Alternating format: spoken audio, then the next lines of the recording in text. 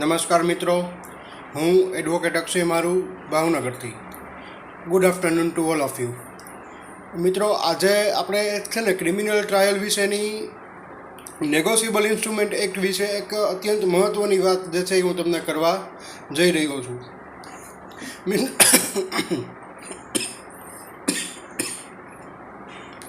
મિત્રો, પહેલી વાત કે નેગોશિયેબલ ઇન્સ્ટ્રુમેન્ટ એક્ટ જે છે, હવે એમાં સૌથી પહેલી વાત તો એ કે જ્યારે આપણો ચેક બાઉન્સ થાય જ ને તો જ્યારે પોલીસ જે છે એ કોઈ દિવસ આ ઓફેન્સ જે છે એની ફરિયાદ નથી લેતી, કારણ કે પોલીસને ખબર છે કે આ વસ્તુ જે છે એ કમ્પાઉન્ડિંગ ઓફેન્સ છે, એટલે એમાં સમાધાન શક્ય છે. હવે સમાધાન જો ન થયું અને ફરિયાદ દાખલ કરવાની વાત આવી ગઈ તો આપણે કરીએ શું? તો કે સૌથી પહેલાં આપણે નોટિસ આપશું. તો એ નોટિસમાં જે ફેક્ટ તમે લખ્યા હશે, ચેક રિલેટેડ છે, બરાબર, તમારી અમાઉન્ટ રિલેટેડ જે કંઈ પણ વસ્તુ તમે તમારા ફેક્ટ નોટિસમાં લખ્યા હશે, તો એનાથી વિરુદ્ધની કોઈ હકીકત જે છે એ તમે ક્યારેય ફરિયાદમાં લખી શકશો નહીં. જો આપણે જે છે એ ચેકમાં ફરિયાદ જે નોટિસ આપી, બરાબર, એ નોટિસમાં કંઈક અલગ હકીકત લખી છે અને ફરિયાદ આપણે ચીફ કોર્ટમાં દાખલ કરી આવ્યા તો એમાં કંઈક અલગ જ વસ્તુ લખી હોય, તો આ વસ્તુ જે છે ને એ કોઈ દિવસ ચાલે નહીં. તમારે જે ફેક્ટ જે છે એ નોટિસમાં લખ્યા હોય એ જ સેમ ફેક્ટ જે છે એ આપણે ફરિયાદમાં લખવા પડે.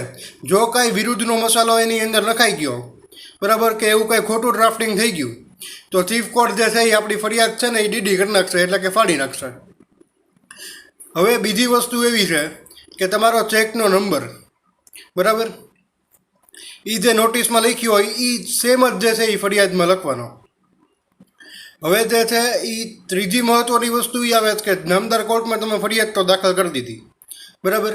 હવે સમન્સનું સ્ટેજ આવ્યું, બરાબર, નામદાર કોર્ટ એક વખત તો બધાને પ્રેમથી જ બોલાવે કે ભાઈ એકવાર તમારી જુબાની દેવા આવી જાવ, બરાબર ને, ચીફ એક્ઝામિનેશન કહેવાય એનો. એ આપણે આપણું આપી દીધું ફરિયાદીએ. હવે આરોપીનો વારો આવ્યો એ સ્ટેટમેન્ટ આપવાનો, તો એ મળતો જ નથી. તો આપણે શું કરી શકીએ? તો મિત્રો, આપણી પાસે એક છે ને વોરંટની વ્યવસ્થા છે CRPCમાં, કે એમાં આપણે જે છે એ નામદાર અદાલતને અરજી આપી અને એનું વોરંટ કઢાવી શકીએ. હવે એ વોરંટમાં ધરપકડ વોરંટ જે આપણે કઢાવીએ તો એમાં પોલીસવાળા જે છે એ પછી એને પકડીને નામદાર અદાલતમાં રજૂ કરશે. હવે નામદાર અદાલતમાં જે વ્યક્તિ જો વોરંટ ઉપર આવે ને, એટલે એમાં એક વસ્તુ ધ્યાન રાખવાની, એક વસ્તુ ખાસ યાદ રાખવાની વોરંટ આવે ત્યારે, કે નામદાર અદાલતનો ગુસ્સો છે ને એ પક્ષકાર ઉપર હોય જ 100% હોય, કારણ કે એને એકવાર સમન્સ કરીને બોલાવ્યો ત્યારે એ નથી આવ્યો, બરાબર ને, આરોપી છે એ વોરંટ ઉપર આવ્યો, તો વોરંટ એને કેન્સલ કરાવવું પડે પહેલાં, બરાબર ને. હવે એમાં પાછી શરત આવી જાય, કાયદાનો ટેકનિકલ મુદ્દો અહીંયા આવીને ઊભો રહી જાય કે જો એ બેલેબલ વોરંટ હોય તો વાંધો ન આવે, તો એ વોરંટ કેન્સલ થઈ જાય. પણ જો નોન બેલેબલ વોરંટ એની ઉપર આવ્યું તો એ વાર્તા પૂરી થઈ ગઈ, કારણ કે તો એને નોન બેલેબલ વોરંટ પહેલાં તો કેન્સલ કરાવવું પડે, તો એ એમને કેન્સલ ન થાય. તો એની માટે પહેલાં છે ને જામીન અરજી મૂકવી પડે. જે દિવસે નોન બેલેબલ વોરંટ ઉપર જે છે એ આરોપીને પકડીને પોલીસવાળા લઈ આવ્યા, તો એ દિવસે તો મિત્રો એ જેલમાં જ જાય. એને વોરંટ એ દિવસે તો જજ સાહેબ કોઈ દિવસ કેન્સલ ન કરે. એની માટે જે છે એ પાછળથી જામીન અરજી મૂકવી પડે. એ જામીન અરજી કેન્સલ થાય, બરાબર, જામીન અરજી તમારી ગ્રાન્ટેડ થઈ જાય, બરાબર, પછી જે છે એ નામદાર અદાલત એને છોડી મૂકવાનો હુકમ કરે, પછી જેલમાંથી છૂટે, બરાબર. અને પછી જે છે એમાં પાછી શરત હોય કે આમાં કોઈ પણ ટ્રાયલ ચાલુ થાય, બરાબર, તો હવે ટ્રાયલના નેક્સ્ટ સ્ટેજમાં, એટલે કે કોઈ પણ તબક્કે જે છે એ આરોપી હાજર રહેવાનું, બરાબર. તો આ હતું સાહેબ એને વોરંટ ઉપર ક્યારે આપણે વોરંટ એ જો ન મળી આવતો હોય ને કોર્ટમાં અપિયર ન થતો હોય તો આપણે શું કરી શકીએ? હવે ફરિયાદી પક્ષે છે ને એક ફાયદાની વાત એવી છે કે તમે જે નોટિસ આપી એમાં ચોખ્ખું લખવાનું કે ભાઈ આ પૈસા અમારા હતા, એ અમારી કાયદેસરની માલિકીના હતા, અને આરોપી જે છે એ આમાં એ અમને જે અમારા પૈસા હતા એ કાયદેસર લેણા અમારી પાસે નીકળે છે, એટલે એ દેવા બંધાયેલો છે, બરાબર. હવે ફરિયાદ તમે દાખલ કરી દીધી. હવે એ ફરિયાદ દાખલ મિત્રો થઈ જાય ને પછી આમાં મહત્ત્વની હકીકત એ છે, નામદાર સુપ્રીમ કોર્ટનું જજમેન્ટને કહેવું છે કે ફરિયાદ દાખલ થઈ ગયા પછી હવે એ પૈસા કાયદેસરના નહોતા દેવાના તમને નીકળતા, તો એ સાબિત એ જે છે એ હંમેશા આરોપીએ કરવાનું હોય, બરાબર ને. એટલે કોર્ટ જે છે એ ફરિયાદી પક્ષે જે છે એ આમાં 99% રહેતી હોય છે. હા, તમે જે છે એ માલાફાઇડ ઇન્ટેન્શનથી કોર્ટમાં આપણે ગયા હોય એ ધ્યાન રાખવાનું. બરાબર ને, ચેક નંબર ખોટો હોય, ચેકમાં સહી બીજાએ કરી, બરાબર, એવું નહીં કરવાનું ક્યારેય. જે હકીકત આપણે નોટિસમાં લખી હોય એ જ વસ્તુ આપણે જે છે એ ફરિયાદમાં લખવી પડે. એ ગોલ્ડન રૂલ છે, એ હંમેશા યાદ રાખવાનો. હવે આમાં પાછું ઘણીવાર એવું હોય કે નોટિસ આપવાની કોને, તો કે એનો જવાબ એવો છે કે જે માણસે તમારી યારે બિઝનેસનું ટ્રાન્ઝેક્શન કર્યું એ માણસ જવાબદાર થાય. હવે આમાં પાછું ઘણીવાર એવું હોય ભાગીદારી પેઢી હોય, તો ભાગીદારી પેઢીના કાંઈ બધા ભાગીદારને નોટિસ આપવી જરૂરી ન હોય.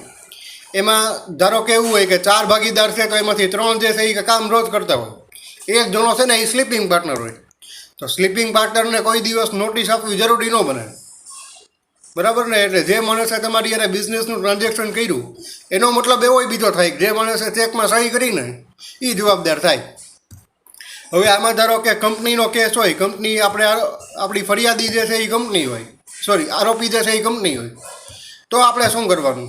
ફરિયાદી તરીકે ફરિયાદી એ કંપની હોય, સામે જે કંપની બીજી જે છે એ ચેક જેનો બાઉન્સ આપણી યારે થયો હોય એ એક બીજી કંપની છે, તો આપણે શું કરી શકીએ?